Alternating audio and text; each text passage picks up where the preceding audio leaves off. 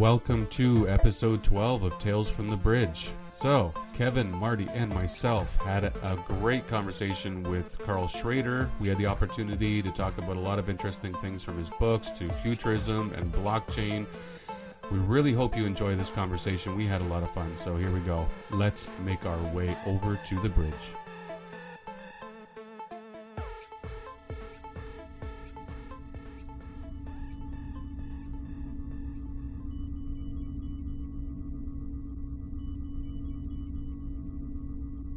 I'll introduce Karl Schroeder, our guest today. He's a science fiction author and futurist.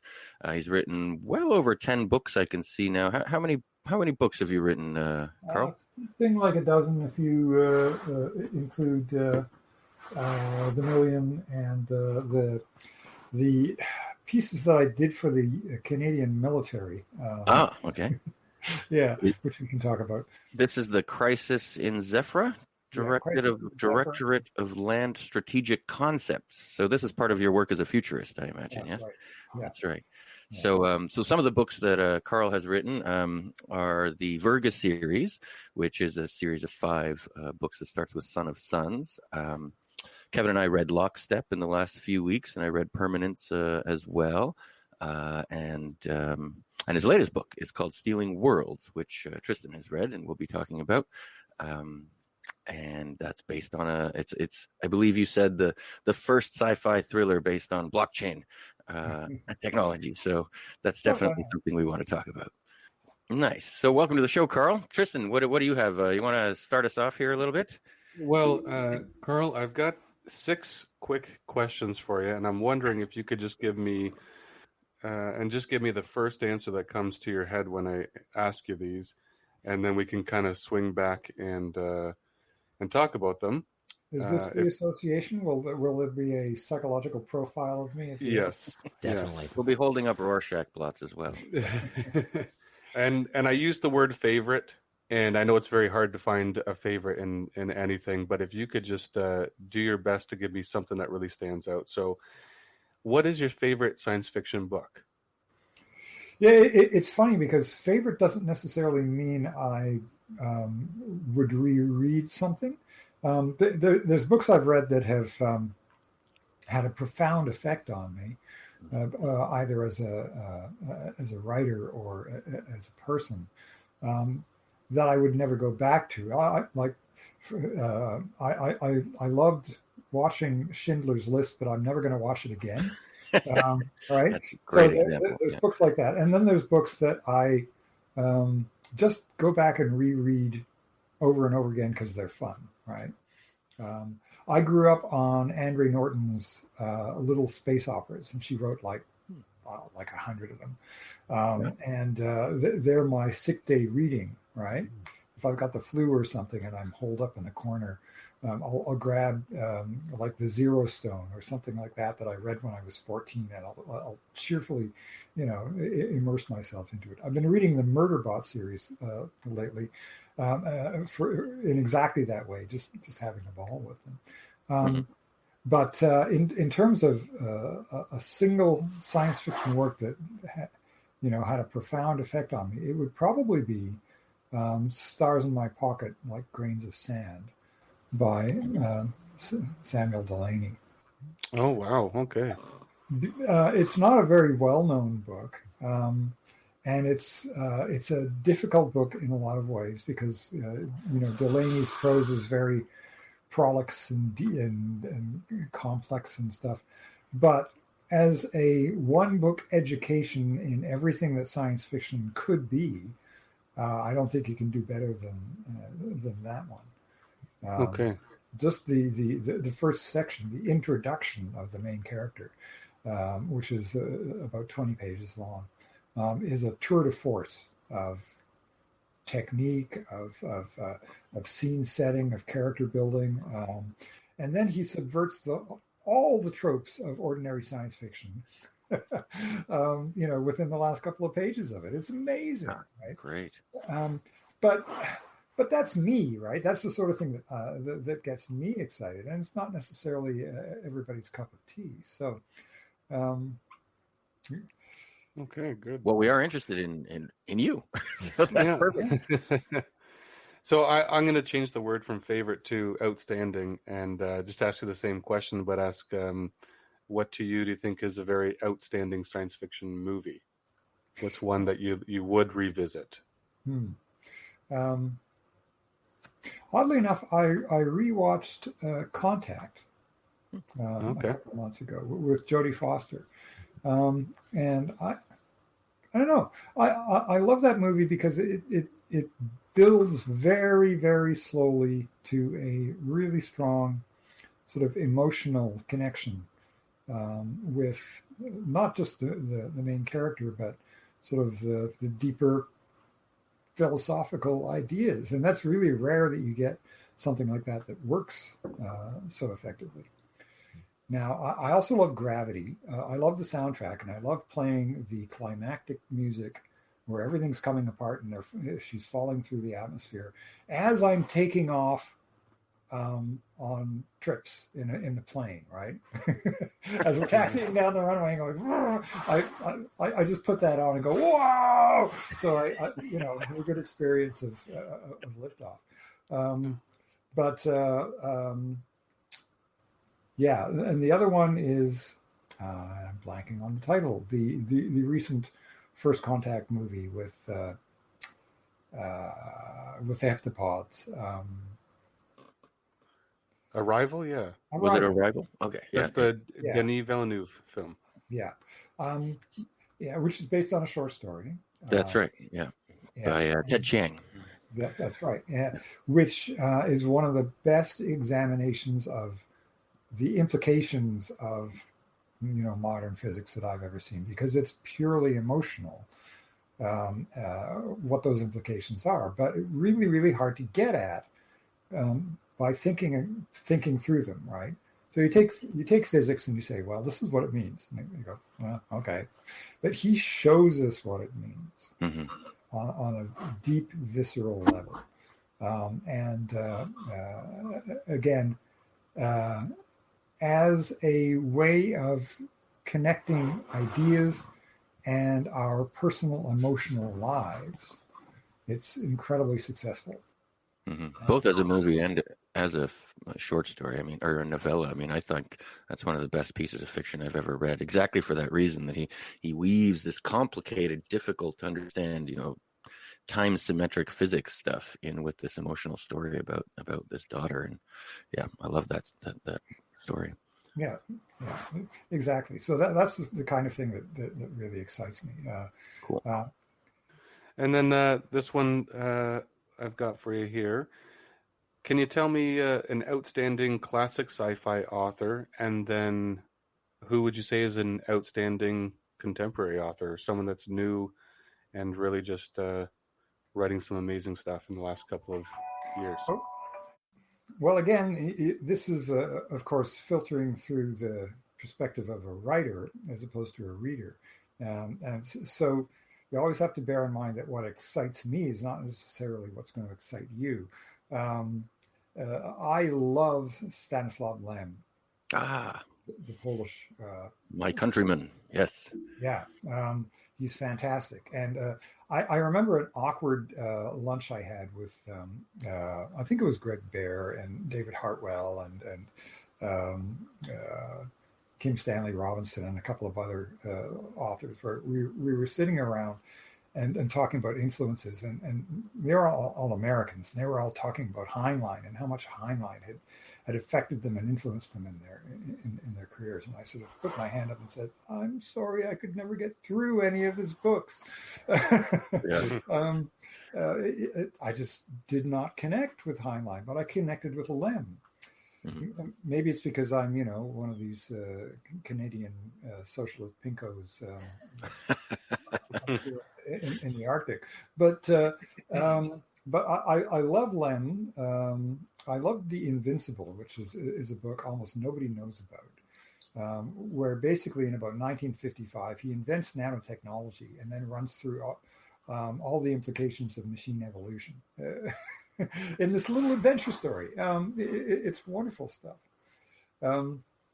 In terms of contemporary authors, I'm not going to name anybody who's I think is like the best, because I don't think that's a good idea. There's a bunches of people I like. Again, Ted Chiang, obviously. Elizabeth Bear is a lot of fun. I'm reading her space operas right now. Toby Buckell.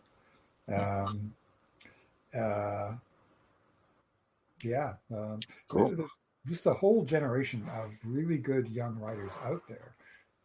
And I would encourage anybody to just explore. Yeah. And then I've just got one more for you, Karl. And this is probably the most important question. Star Wars or Star Trek? Neither. Oh. I've never been a fan of either of those franchises. Wow. Great. Or even as a kid. Well, and it's partly because my particular dedication is to the possibility of things. In other words, I think the most amazing stuff is stuff that could happen. Mm-hmm. So I consider Star Wars and Star Trek to be fantasies. Mm-hmm. They don't really explore any of the ideas that are relevant to us right now. I thought Star Trek: The Next Generation was a great show about office culture. It's this idealized office where it's a perfect meritocracy, and everybody gets a chance to contribute and then get rewarded at the end of the workday, right? And where the chairs are comfortable. So as science fiction, that's not so much for me. Great. Well, before we leave that topic, actually, of influences and things, I did want to ask you if you're a fan of Orson Scott Card. Is that one of your influences? No, not really. No. Okay. I've read some of Card's work, but I think that he and I have fundamental philosophical differences. Well, that's always very interesting. Okay. I just, in reading Lockstep, I mean, Lockstep is very, I don't know if you've read the Worthing Chronicle or the Worthing Saga. This goes back to some of Card's earliest work. I think it's his short story, Hot Sleep. It's a sort of similar idea of, climbing the social ladder by staying asleep longer and becoming older, but without the lockstep part, right? That's the new ingredient in your book that makes it pretty fascinating as a way of overcoming, the time lag from traveling. But also, the older sibling here is named Peter, as in the Ender, and there's two siblings, sister and two brothers, right? And I thought, that's interesting. And your moral sort of resolution to the guy who gets punished, Coley, I think it is, right? He has to tell people the story of what he did. That's sort of, I noticed that was in Red Prophet too. That's sort of the resolution to Orson Scott Card. So I thought, oh wow, is this a tribute to Card's work? But I guess there's a lot of common ideas everywhere. So yeah, but it's interesting you raise Lockstep after Star Wars and Star Trek, because Lockstep is in a lot of ways an answer to Star Wars and Star Trek. It's a book that says we can have this kind of adventure story in the universe that we actually live in. Right. It was a little sort of challenge I set to myself. Mm-hmm.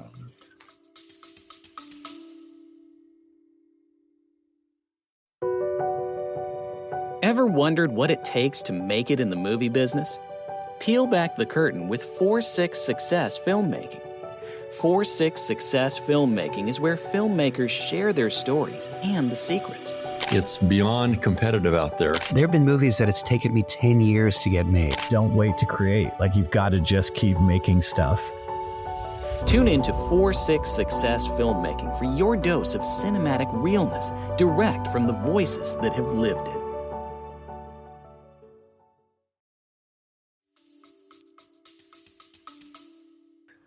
Maybe for our listeners, we can just fill in a few details here. So Lockstep is the premise is that hibernation technology is easily available, but everybody in the entire sort of interplanetary civilization goes to sleep for the same amount of time on the same cycle. So you can sleep for 30 years or 30 months and then be awake for a month and then go to sleep for 36 months or whatever it is. And that way people get to travel between all the planets while everybody's asleep. And so you can hop on a plane and go overnight. And when everybody wakes up, or on a spaceship, you're at the next thing. And this sort of, locking of the hibernation cycle allows people to overcome the time lag of everything. I have one question about that for you while we're talking about it.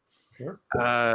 As a physicist, I've been trying to work through the consequences of this, but simultaneity is not a thing that exists as I understand it, right? From general relativity, there is no now moment that you can talk about for the entire or a large, space-time sort of volume. So how does that play into lockstep? Is it, I think, possibly that everybody has to travel at the same speed and then everybody experiences the same amount of time dilation as well? Is that a necessary ingredient here? Well, basically, there's a lot of flex and slop to it. It imitates simultaneity without actually anything being simultaneous, right? Oh, interesting. So you are going to get cases where people, wake and find out somehow that they've skipped a month, or they're waking, off schedule. Mm-hmm. Just because you're right. I mean, relativity doesn't give us a universal clock. So there is no universal clock for the lockstep civilization, but they pretend there is. Right. And they can get close to it by pretending really well or pretending really hard. Yeah. And you could calculate those subjective times too, right? So the computer that's waking people up, or the little cat creatures that are waking people up, could potentially adjust that to ensure that subjective time. They wake up either late or a little bit early to synchronize with where they're landing. Yeah, they try and do that, and insofar as they can, but it's not a perfect system. It is a simulation of faster than light civilization, basically. Mm-hmm. Mm-hmm. Right. And as far as I know, the only way that you could have one, other than slow time, but that's a whole other approach. Neat. Well, there's one other thing we wanted to talk about in lockstep, and I think this will get us talking about another set of topics we're really interested in with you. There's a great part in lockstep where there's this political negotiation, and everybody's wearing these what do we call it, AR, augmented reality type glasses, throughout this whole book that labels things for them, and the things you would imagine. But one of the interesting things that you do in lockstep, and then a lot more of in your story Degrees of Freedom, in this collection Hieroglyph, is sort of an app that makes political negotiation more effective, and the simplest one is, I think, in Lockstep, and I'd love for you to tell us about more of the ones that you have in Degrees of Freedom. But in Lockstep, there's simply a color overlay for people's faces, and there, AI, or your AI app is sort of reading their faces, their expressions, this sort of automated thing. And so when you're giving a speech to a bunch of people, your overlay colors them green or red or black, depending on their reaction. So you can tell how much of your audience you have with you, in terms of agreeing or being favorable or scowling and not agreeing or just not computing the notions that you're getting across at all. So I love that. I mean, it's just so simple, but it would really make a huge difference, in so many respects, education and giving lectures to people or political speeches, all of these things. So we find that really interesting, these sort of social science fiction notions that you bring into your work. Why don't you just talk about that a little bit more and tell us, where these ideas are coming from, where you think they're going. I would love to hear what you think already exists that could become more like that kind of tool in the future. Yeah, I mean, my first several books were set a minimum of 500 years in the future. Mm-hmm. I was writing, way out there stuff. And while I was doing that, I was writing a bunch of short stories. about a pathologically shy Ukrainian arms inspector named Gennady Malyanov, who loves being sent to places like Chernobyl because he knows that there's not going to be anyone else there that he has to talk to. And this is the Lem influence, isn't it? Yeah. To some degree, yeah. He's Gennady Malyanov is the anti-James Bond. He is in all ways exactly as uncharismatic as Bond is charismatic. He's the janitor of the nuclear age. But I found that those stories were fun to write, and they also scratched an itch. They let me talk about contemporary issues in a much more direct way than the far future stuff. Mm. And so I've become more and more interested in doing that, and more engaged with issues like global warming and the future of governance that I think are critical for us. And having a daughter in 2003 had an immense impact on me in terms of my sense of responsibility and what I needed to do to express in my writing. So that's where stories like Degrees of Freedom come from. Mm-hmm. And I think that democracy is aided by technology. It can be, right?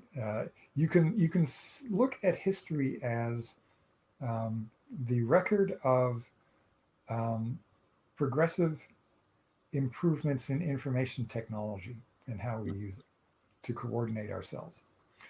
And in that case, we are at a very primitive level with computers right now, where we invented them and we started using them to do stuff we already do, like Marshall McLuhan says we always do with technologies.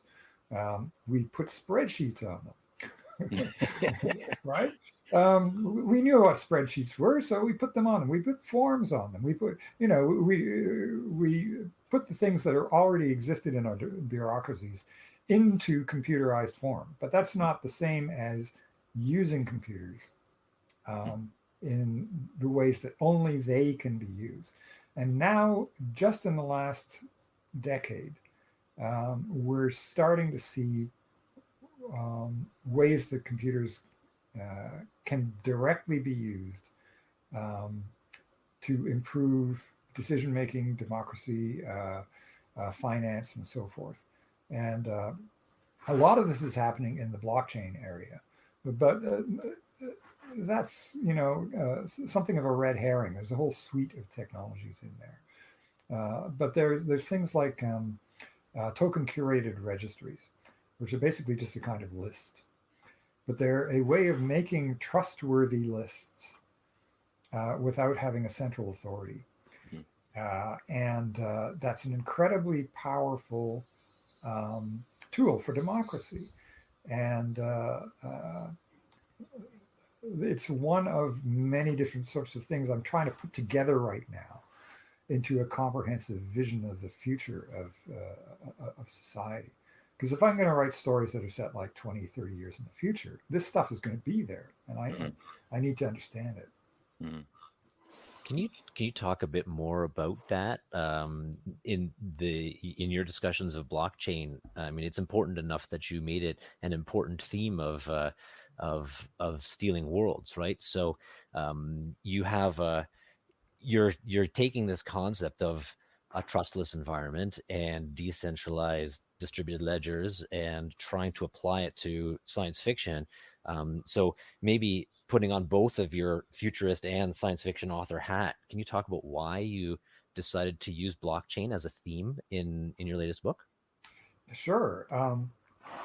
If you play video games, particularly adventure games or shooters, you have a tendency to pick up items as you go along, and you put the items into your inventory. So you get an ever-growing inventory of stuff. And if you're playing the Breath of the Wild or something like that, you're going to end up with weird stuff in your inventory, like couches, 50 or 60 different swords, jewels, and all kinds of stuff. And we're asked to believe that you have some kind of bag of holding that you can carry all that stuff around in.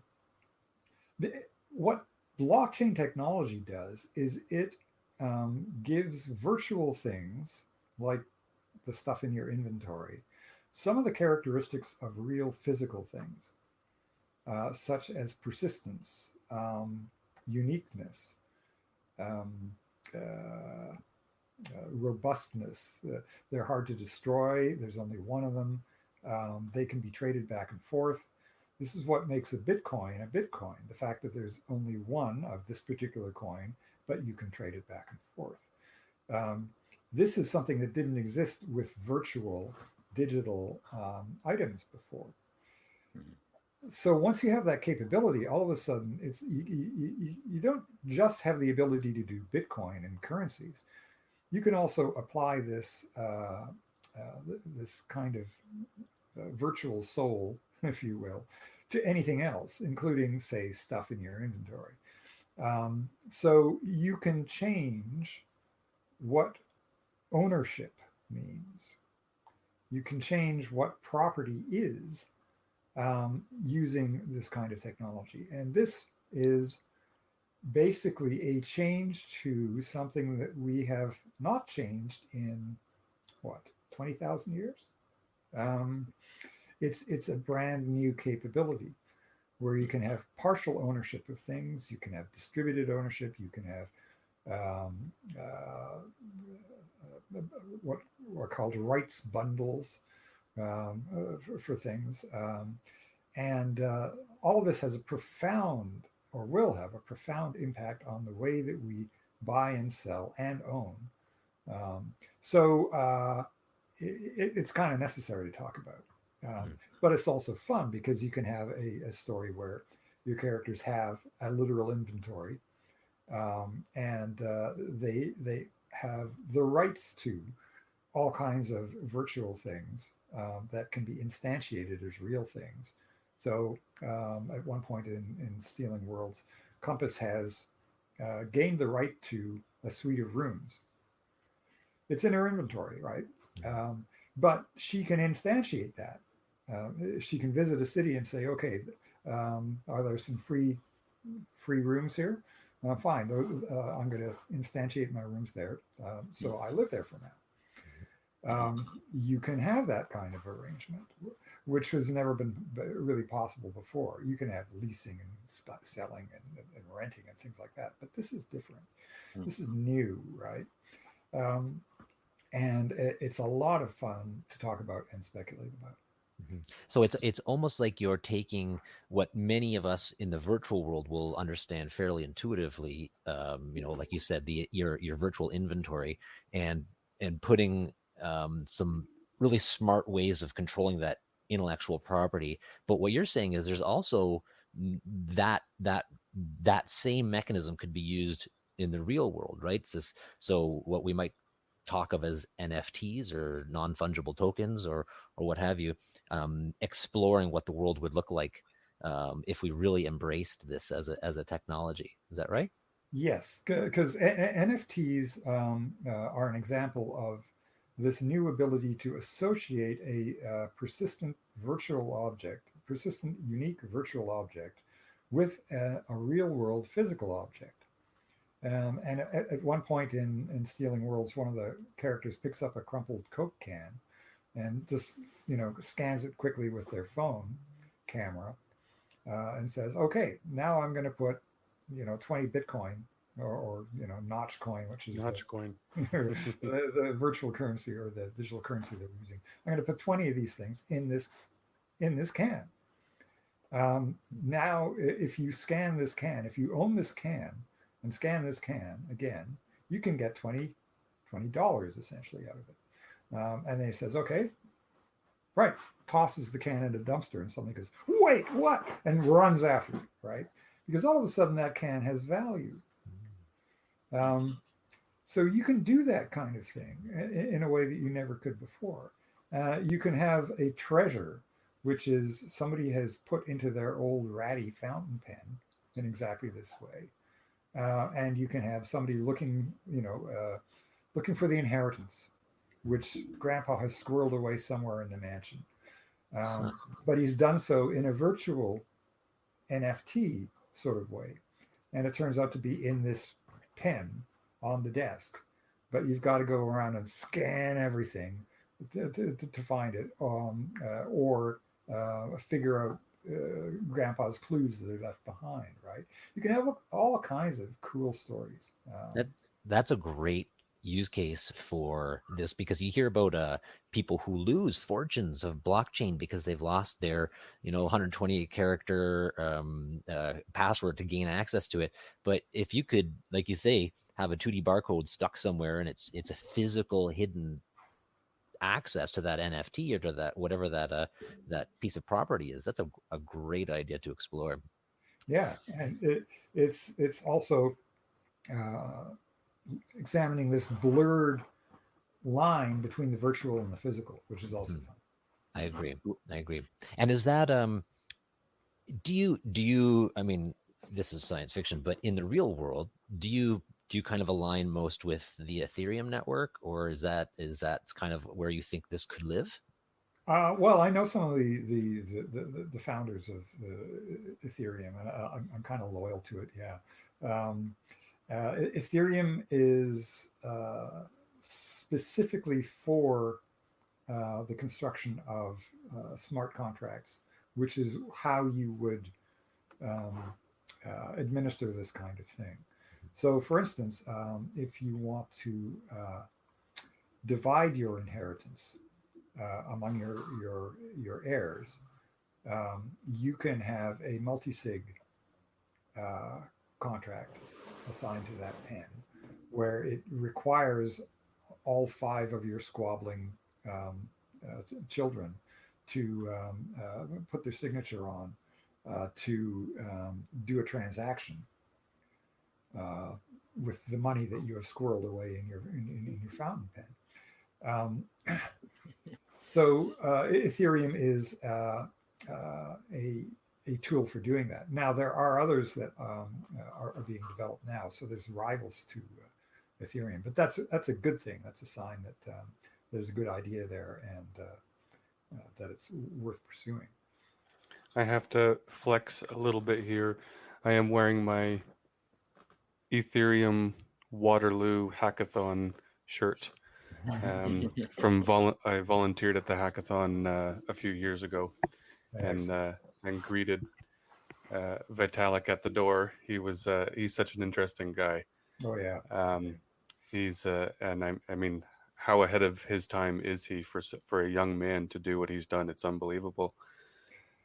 Yeah, and he's working on other things aside from Ethereum. The radical liberalism, or is it liberal radicalism? I forget which. There's a wonderful paper up on Archive about it, and it's basically a solution to funding public goods without, again, having to go through a central authority. Immense implications to that. If it can be done, and I wrote a story about those ideas. The title will come to me in a moment. Is it Tahai from Far Selenia?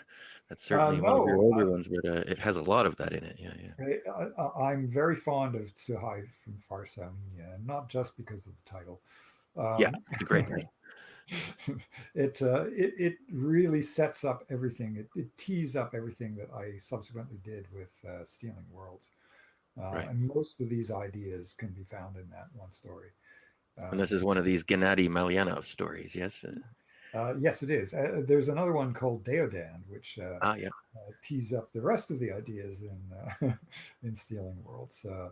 The idea that you could associate an NFT or a digital object with a natural system, such as a forest or a river, and then attach an artificial intelligence to that is self-interested, and in other words, wants to work for the benefit of that forest or that river, etc. And I'm doing some real world work right now about trying to actually create such things, which would be cool if it works. That's Well, actually fascinating because there's and not to get too nerdy here, but there's a branch of organizational theory called stakeholder theory that assumes that if you're going to think about a problem in the markets or in value creation for anyone, you have to consider who are all the stakeholders, and it tends to anthropomorphize that, where they say it needs to be a human stakeholder. Right. But there's a lot of people who say, well, actually, there are other ways for advocacy to occur for something. Let's say a forest, or let's say an ecosystem. I have never heard about an AI being an advocate for, a forest or something. But what an amazing idea! This is something that could actually be used in a lot of existing business theory. You can associate, think of it just in primitive terms as adding a set of smart contracts. Mm-hmm. So let's say you have a forest which is surrounded by a fence that has a gate in it, and there's a smart lock on the gate. You can attach a deodan to the forest that gets paid every time you put a coin in the smart lock or use your phone app to buy access to the walking trails. And it takes that money and plows it back into forest management.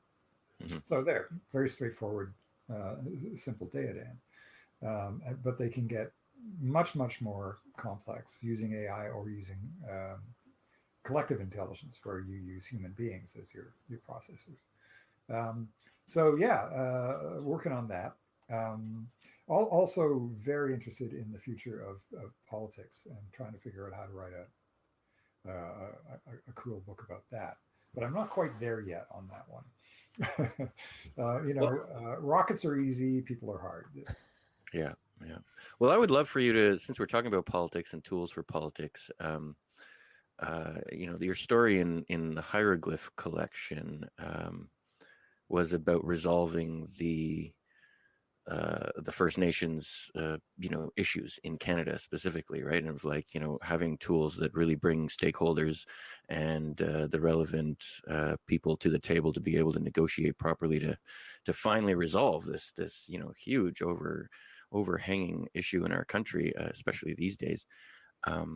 Maybe you could talk a little bit more about that. Why did you write that? Are you hopeful? Are you participating in that as a futurist somehow in that particular issue?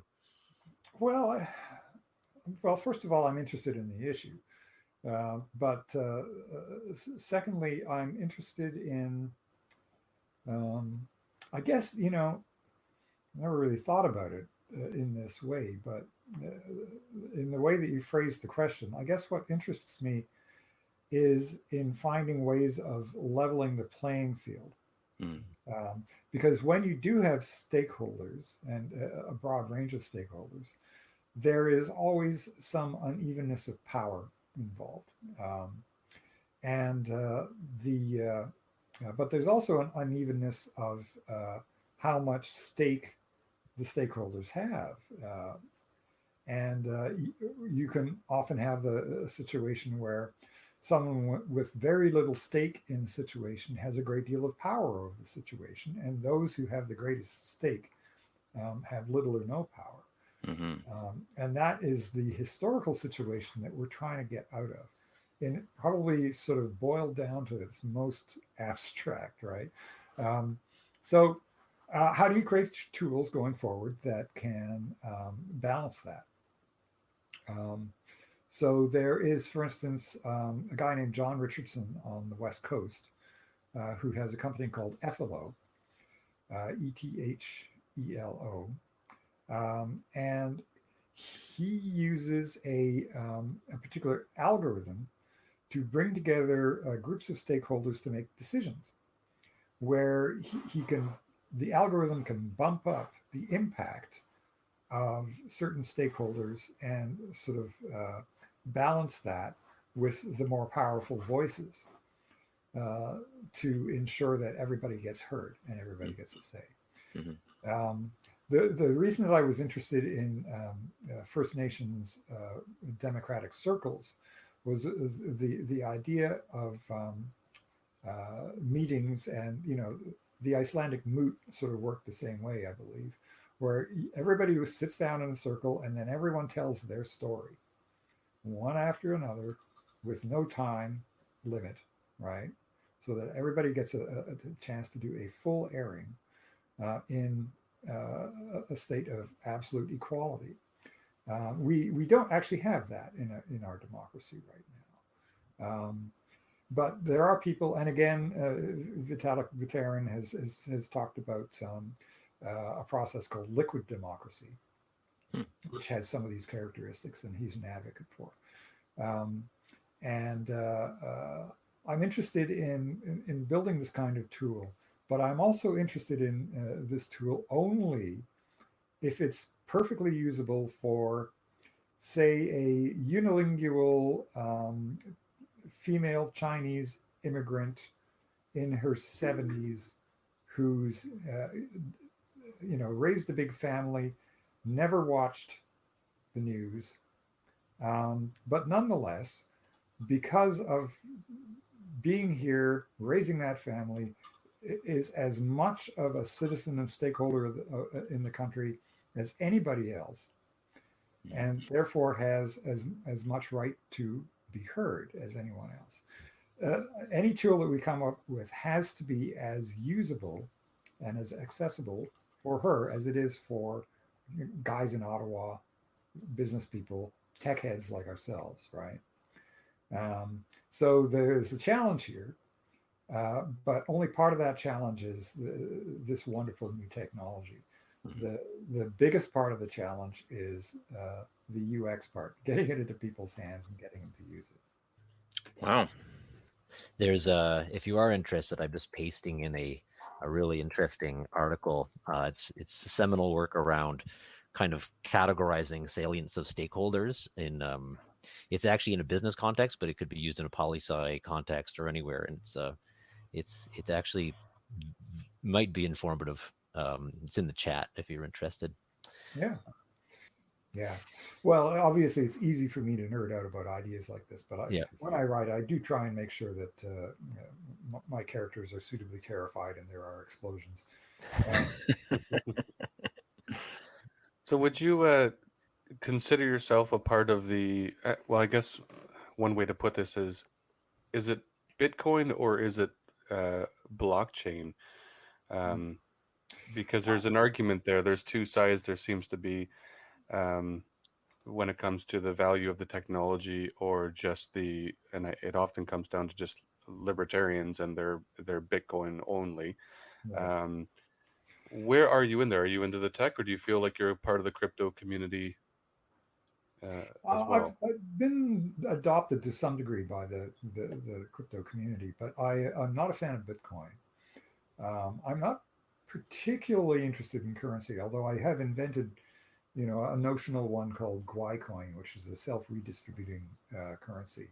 If you have too many Gwycoin in your wallet, the extra ones start getting restless and looking around for other people's empty wallets that they might have. Well, that would just piss libertarians off. So. It's the anti-libertarian coin. Yeah, I am not a libertarian, and there's a lot of problems with Bitcoin, but blockchain and related technologies, I am very, very interested in. So, do you see a lot of use case with AI? Because I've followed a little bit of Ben Goertzel, who's been working on AI since the 90s, I believe. And he has been working on AI for over 30 years. He's an author as well of some fiction and nonfiction. And he said that it was when the smart contract came out that he realized decentralizing AI is that's how we avoid the Skynet scenario, or and that's a good use case. Do you see use case with AI? Is it better to decentralize AI so that all the information is not it's not just Google that has the information or Facebook, and that it's decentralized so that everyone can input information and bad actors will simply be screened out by all the good actors? Yeah, I mean, I am very much a fan of that idea. And in my recent work, there's a story that you can read for free online called "The Suicide of Our Troubles." And it Stealing Worlds introduced the idea of self-administering common pool resources. And at the limit, these are things like each of your tools and even the boards in the backyard that you're going to build something with, each has a little virtual AI mind associated with it in the way that we've talked about as a sort of NFT that advocates for it, for its best use. So for instance, you could say, if you're a capitalist, then you believe that the capitalists control the means of production. If you're a communist, you believe the workers should control the means of production. In my world, the means of production own themselves, but not in the Skynet or Matrix sort of way. The individual bricks own themselves, right? Everything in the built and unbuilt environment in my stories right now is in a kind of dream time, dreaming what it could be used to build, and asking people, human beings, for what they want. And dreaming and coordinating and saying, hey, actually, we could do this, right? I talked to this 50,000 brick pile over here, and they're not getting used for anything else, right? And there's these pipes over here, and there's a bunch of workers who are not doing anything right now. They're just sitting around. Let's invent a temporary currency to pay them. And invent an organization and build a hospital, right? This is a sort of completely different vision of how AI could work. And once they're all built, the bricks all go to sleep, right? They're satisfied. They've done their thing. It's again, we inherited this idea of central command and control from bureaucracy, from older technologies, and we're just starting to come to terms with what the new technologies can do. As McLuhan said, we use the new technology to do what we did with the old one for a while until we suddenly realize that there's something new we can do. And with computers, we are right at that point right now. So in that sense, the visions of the future of AI and stuff like that in science fiction right up until today are pretty much obsolete. We've got to start from scratch and start over again to really come to terms with how they're going to affect our lives and what we're going to do with them. If we start from scratch and we go to that idea that you're describing, which is fascinating, this idea that the bricks could be imbued with their own sense of purpose and desire and motivation, right? Because you're transacting with them to build your hospital in some way. I see a centralization problem in that whoever builds that purpose into them suddenly has control, right? So once again, you've decentralized a system and the centralization comes into the programming of them or the creation of that sense of purpose. Yeah. That's a tricky one. Yeah, it is. But it's all about, at that point, society and the kind of society that you want to have. How much control groups within society will have as opposed to individuals, right? I have this idea. I don't really have a good name for it right now, but I'm calling it an adornment principle right now. Instead of the model of colonialism, where we're bursting out into the cosmos and colonizing planets and this sort of thing, I think of humanity as the antlers of the earth, or say the plumage of the earth. We are the unnecessary but awesome thing that evolution has thrown up on the planet. We are the gaudy plumage of this world. We don't have to exist, but we are an expression of the overwhelming abundance of health and fertility that this planet has. And we have an opportunity to preen, basically. So when I see Elon Musk building his rockets and talking about going to Mars, I don't think of that in terms of having a backup planet or colonizing the universe. I think, yeah, give him the money, let him do that, because he's the really great set of antlers, right?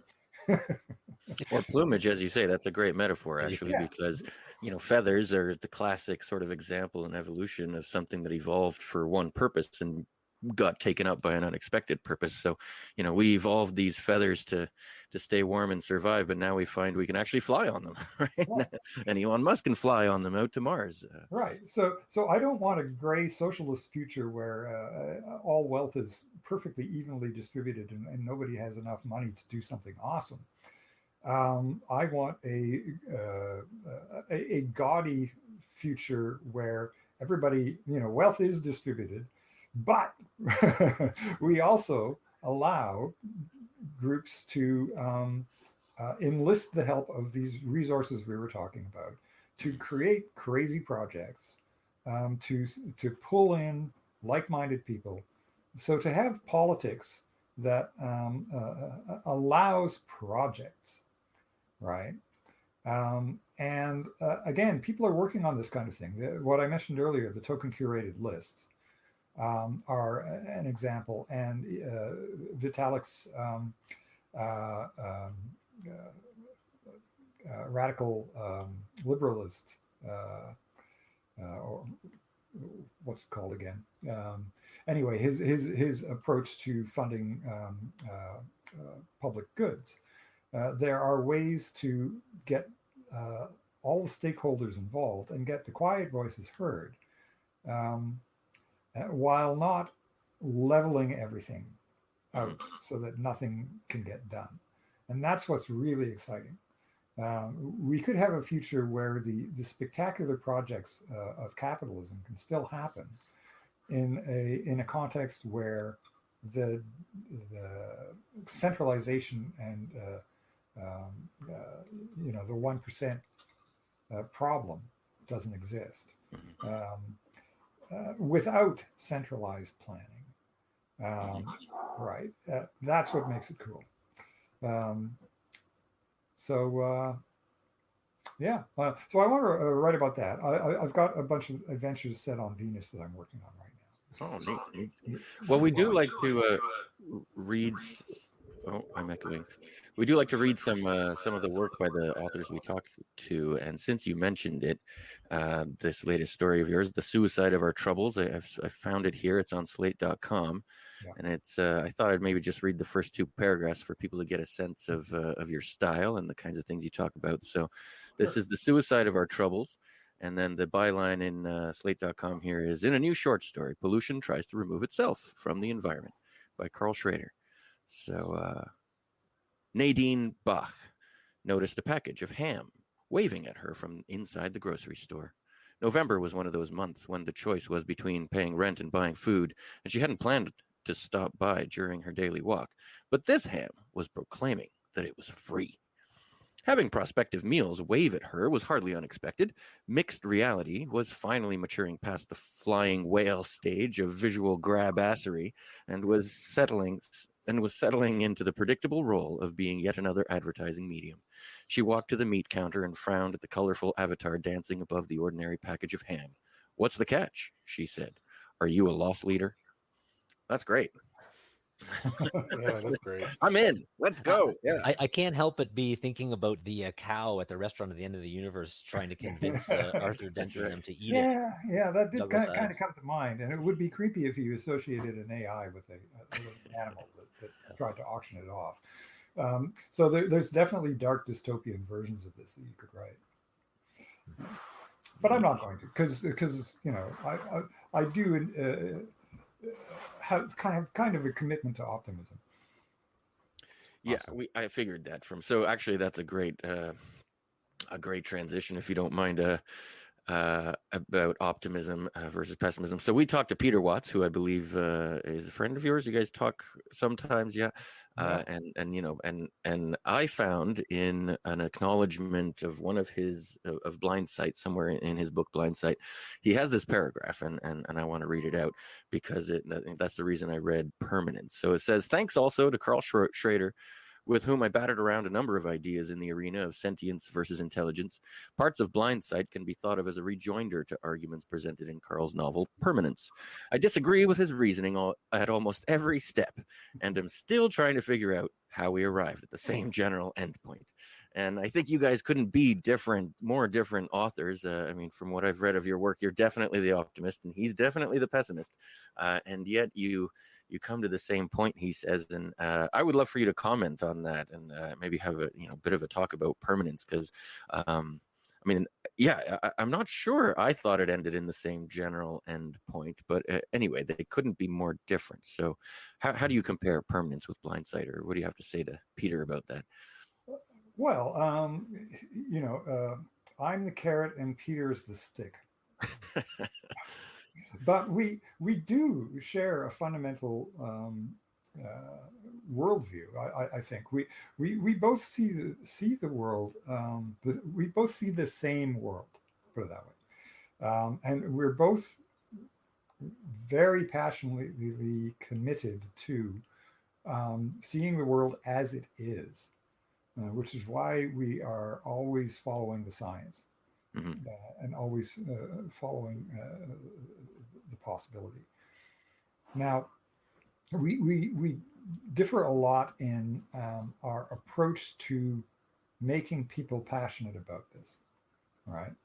But that's a personality thing, right? We both, I think, want the same sort of world in the end. But as I say, he's the stick, I'm the carrot. And that's a perfectly sort of valid way to go.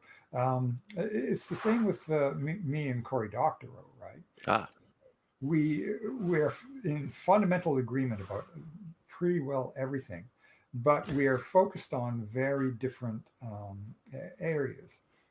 He's always had a focus on digital rights, and I let him have that. I'm not going anywhere near that, right? Because he is so good at it. And I just wouldn't presume. But we both see the same issues. And so when I'm talking about, an animated piece of ham in my story, I'm again working in the same realm. So we're all three of us sort of engaged in different parts of what you might call the same program, although I couldn't tell you what that program is. I feel like Cory Doctorow is arguing for the same thing in our current paradigm of technologies. When he's talking about digital rights, he's talking about it using what we know and what we do. You're at the next step where we see these emerging technologies using distributed ledgers, blockchains, and this idea of integrating AI with it, which is fascinating, and where we could go with it. And that could circumvent some digital rights issues, right? And then Peter, he's going kind of to the next step, dystopian, where we could go wrong. And that's a really interesting way to compare the three of you guys. Actually, I'm glad you brought up Cory. He's going to be coming on the show, I think, next month, actually. Yeah. Well, and if you're doing strategic foresight, that is looking into the future for clients, whether that be government or commercial, you do want to see the positives and the negatives, because you want a clear-eyed view of what's possible. So you don't go into it just as a Pollyanna, and I don't either. But what interests me, and therefore what I'm good at, because I expend my energy on it, is finding the terrifying problems and then saying, okay, we could warn people, or we could present a possible solution, with the warning being implicit. right? And that's sort of more my interest or my approach. So when I was writing Stealing Worlds, I described it as a pre-apocalyptic novel. It's written in that liminal moment where things could go either way, right?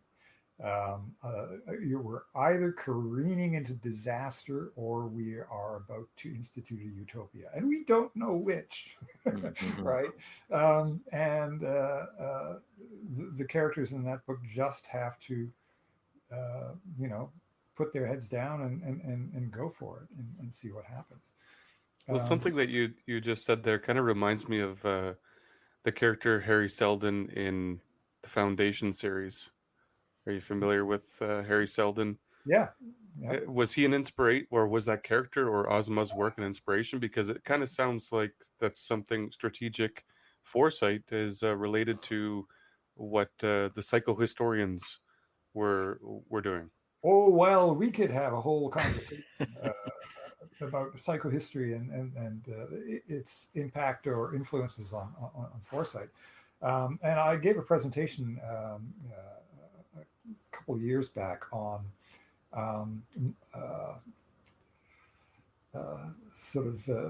models of change, how people think that things change, and therefore how they think we get to the future, right? And one of those that was very popular back in the 30s, 40s, and into the 50s was this managerial concept of if we were like Laplace's demon and we had perfect knowledge of how the world worked, we could project all the changes forward and just manage our way to the utopia that we want, right? It's very deterministic. But now, of course, we're in the quantum era where everything is random. And our current model of change as a society is not the one in Foundation, which is what is going to make it interesting to watch that series, to see how they do that. Because I think there's a general understanding right now that there are things like critical states and sand piles, cascades, changes like the instantaneous collapse in the 2008 financial crisis that are not intrinsically are unpredictable, and therefore you can't manage in the way that Harry Seldon does. Right. But what I want to do is just present possible futures, which again is one of those things that you do in foresight. You present scenarios. This could happen, or this could happen. And sometimes you have a visible path that you can walk towards one of those futures. So, for instance, for the 4-degree increase global warming catastrophe, we know what the path towards that is. It's business as usual, right? So you can say that. We don't quite know all the things that will lead to the opposite utopian future, but we know what some of them are, so we can present those, right? And that's a lot of what I do. Mm-hmm. So I have noticed that in your work, is especially with a lot of these political kind of economic, social apps that you kind of propose in your work, that they're simulation based, right? And there's a really great contrast to what we were just talking about. Harry Seldon did the deterministic calculation. The way to do probabilistic calculations is exactly that. You calculate the possibilities on top of each other, and then you weigh their probabilities. And so that is a different approach to predicting the future, like you're talking about, right? It's largely simulation based. If we have this scenario, if we move A, how does B change? If we move B, how does A change?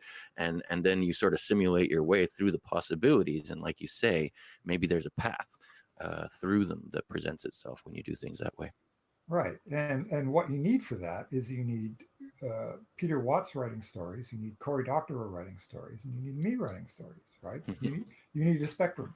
Yeah, exactly. So with that futurist hat on, when I'm thinking about that, like, how does one get into that as a career, and who are your customers? So, and I'm not thinking selfishly, I'm just wondering, what you're describing as a plot theme in science fiction is also very salient to someone. So scenario planning for the future, is that governments? Is that military? Like who would come and knock on your door and hire you as a futurist? Governments, military, large corporations,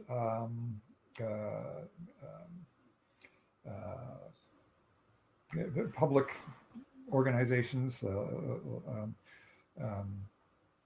nonprofits, anybody who is interested in strategic planning as opposed to fighting fires, which is what most companies do most of the time. If you're purely reactive, you're not doing foresight, and you're not really capable of doing foresight. And even most governments are purely reactive most of the time. But most militaries, for instance, are not. They do strategic planning.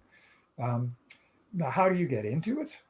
Well, until recently, it was something that people fell into by accident, having started out as something else. So anthropologists, engineers, business people, systems analysts, sociologists would suddenly find themselves in charge of a foresight activity for whoever they worked for, and had to make up their capabilities, out of whole cloth. And then would look for like-minded consultants and say, well, how did you do this? And so it was all put together in this sort of networking fashion. Now, just in the last decade or so, you can actually go out and deliberately get a degree in it. And if you go to OCAD University in Toronto, you can get a master's in strategic foresight and innovation, which is new. There was a certificate available from Houston prior to that, but it was not a full degree. So I do have that degree. I was one of the first cohort to come out of that program. But I got my start by being hauled into foresight conferences in Ottawa by Jack Smith, who was at the National Science Council back in the early aughts. Basically, I got paraded around as the automatically wackiest person in the room. We got ourselves a sci-fi author. Here he is. And therefore, my very presence gave the quants and bureaucrats a little bit of permission to go outside of their comfort zone in speculating. So I call that my dancing bear period, right? And from there, I was given more and more opportunities to do actual foresight analysis and work, and eventually got hired by the Canadian military to write 2 short novels, Crisis in Zephyra and Crisis in Earlia. Those are their titles, not mine. But books that are very popular, I'm told, with the U.S. Marine Corps and other places around the world, which are deliberate foresight fiction. Wow. And so a bit different from science fiction. But from there, I haven't looked back. I'm now a research fellow at the Human Futures Studio, working with some really interesting anthropologists to create a new kind of futures sort of consultancy. And is game theory an important aspect to strategic foresight? It used to be. And to some degree, it still is. Back in the 40s, it was incredibly important. Game theory is closely aligned to analytic philosophy, which is also what you can see lurking in the background of blockchain technology. And the people who are building that technology are implicitly or explicitly fans of analytic philosophy, which I am not. But I take a very different approach to all of these things. But game theory is baked in at a basic level in, for instance, in blockchain. Oh, I didn't know that. Yeah, and the idea of scenarios, which is related, is baked in um, to foresight on some pretty fundamental levels. But there are a lot of different methodologies in foresight, and that's just one of them. So you're working on this obviously as part of what you do. Is there any other fiction that you're working on that you'd like to talk about or share with anyone? Yeah, sure. I'm working on more stories in my million slash lockstep universe. Mhm. Um, as I mentioned, I'm doing some stuff on Venus. I have an Arctic airship novel that I want to write. Okay. And I'm working on a time travel story as well. So let's see. Yeah, that's all of those things are actually all likely to drop at the same time because I'm working on them all simultaneously. Um, which is not my usual approach, but it's why you haven't seen anything from me for a little while. Right.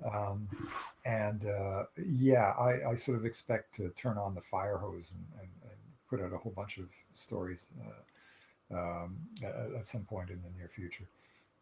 Will we get any more books in the Virga series? Um, if someone comes to me with a bag of money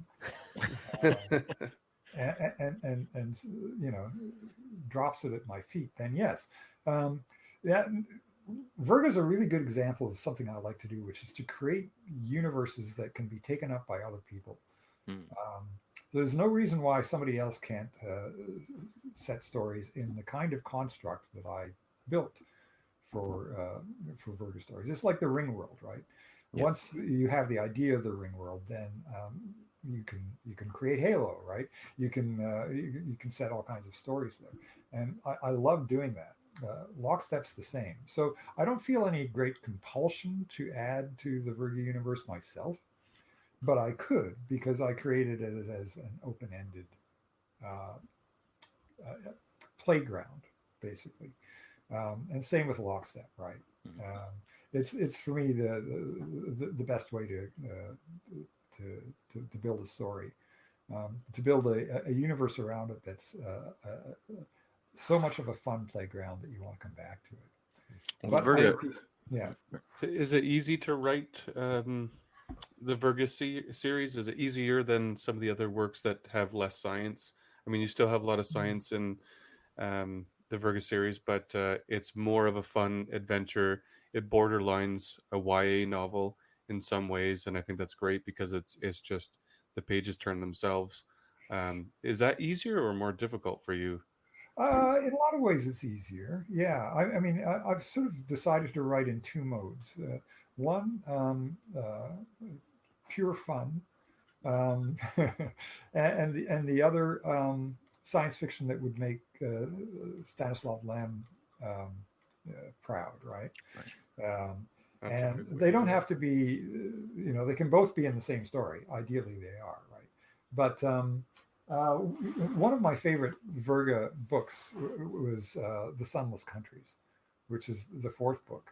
Mhm. And I liked it because I had already set up everything. I had already done everything, right? So this was a book that just had to please itself. And so I could just focus on my um, history tutor, Lial, living in one of the sunless countries, listening to the foghorns ringing out over her city, and just having this basic steampunk gothic kind of adventure on her own. So yeah, once you've got the world and you've settled into it, you can have that kind of fun. Um, but I also am really happy with books like Stealing Worlds or Lady of Mazes that are deliberately intended to astonish. Mhm. And the pleasure in these books is supposed to come from just that feeling of being dragged from one wonder to the next, and that's that's huge fun to do as well. Maybe I would. I do want to just give a little more detail for our listeners about Virga, because it is such an interesting world.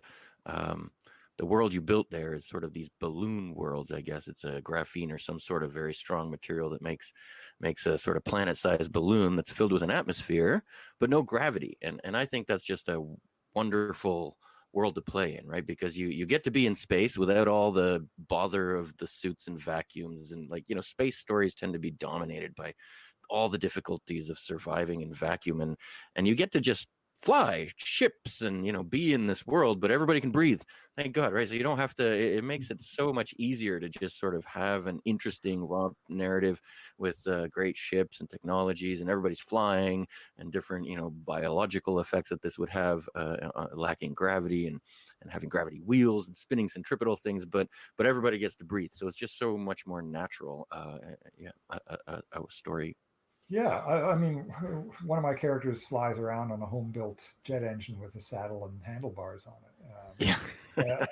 And another is an itinerant gravity settler. She's got the same sort of rig, but what she does is she visits outlying farms that are like potato clouds, right? So she visits a potato cloud, and asks the farmer, "Hey, do you need some gravity today? I'll spin your house." Right, so it attaches a rope to the house, and just puts the jet on full throttle and spins the damn house in a circle for a couple of hours, so that the people living in it can have some weight. So why not? Yeah, if you've got a world like that, you want to do that kind of thing, and have pirate adventures, and that's exactly why I created Virga. Just to have that kind of fun. So, Karl, what have we not talked about in your world that we should have been talking about? Well, you did want me to talk about permanence, permanence is one of those cases where I set myself a constraint, and this is something I played with both in it and Lockstep. How do you have a Star Wars or Star Trek type interstellar civilization when you don't have faster than light travel? And solving that problem makes you go down all these interesting cul-de-sacs that end up with some weird world building. And then you get that opportunity, right, to have your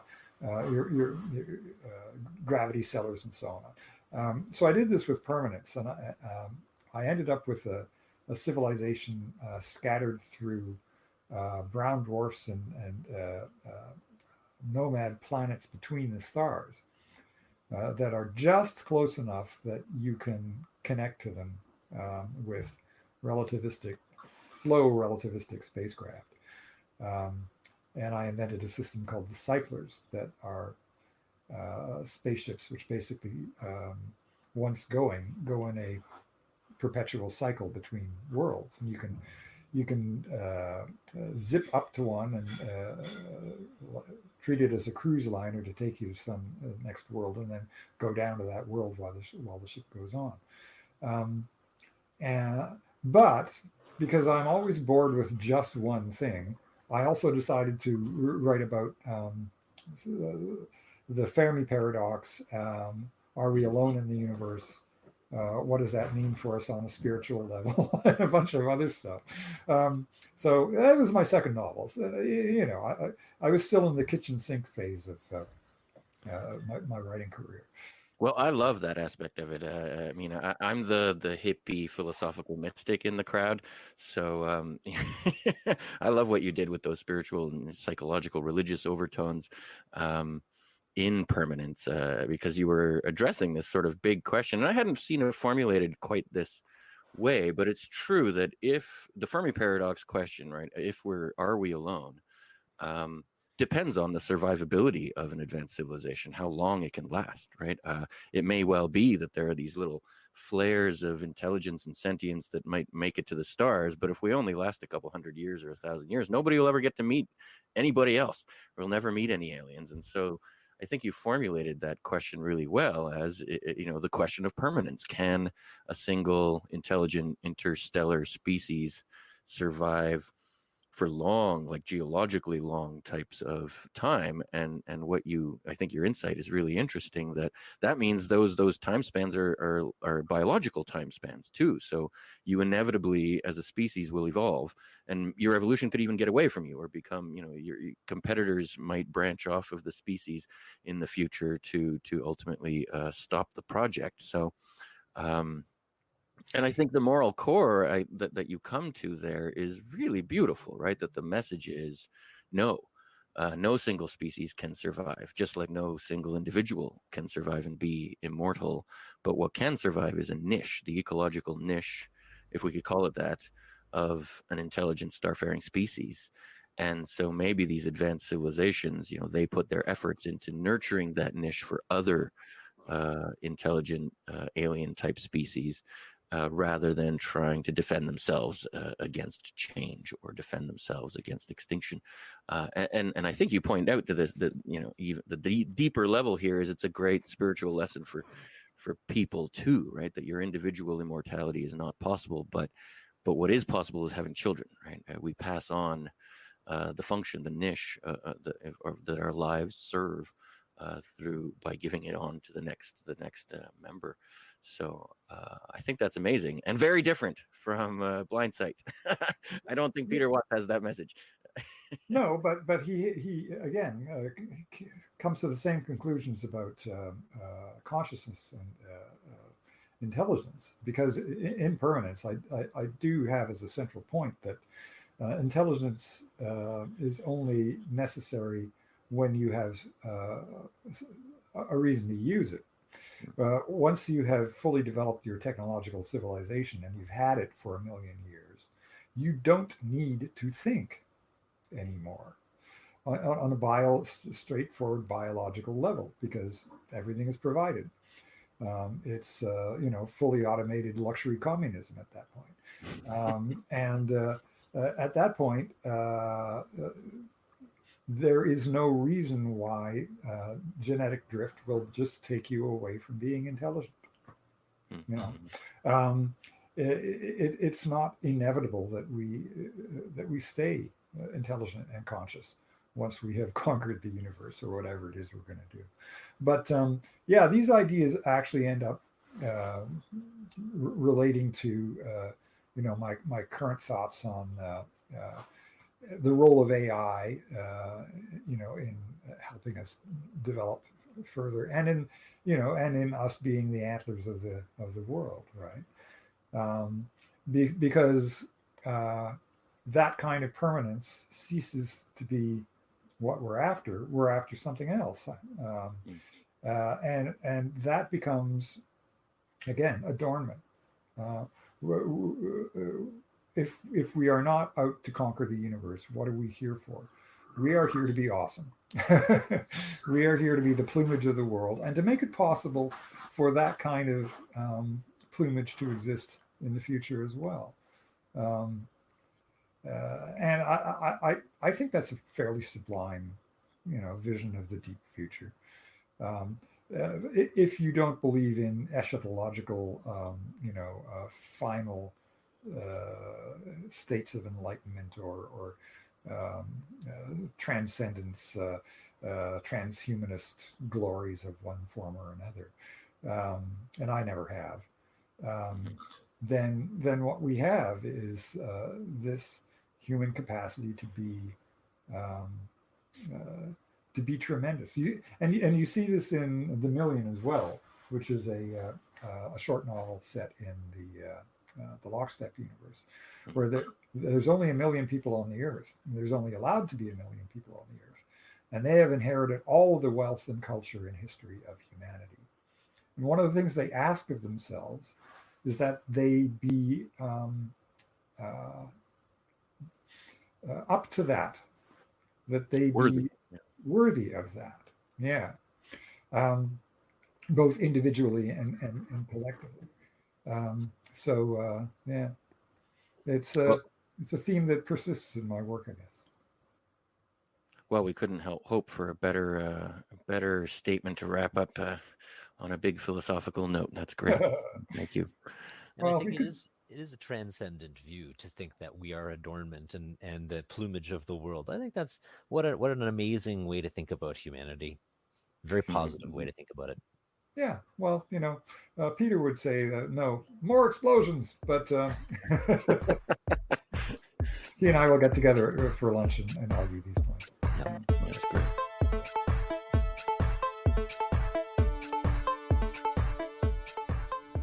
I don't think we can have a conversation on this show without talking about Peter Watts a little bit. We just love that guy. In fact, the next episode that we have coming out is a conversation we had with Peter Watts and Neil Blomkamp.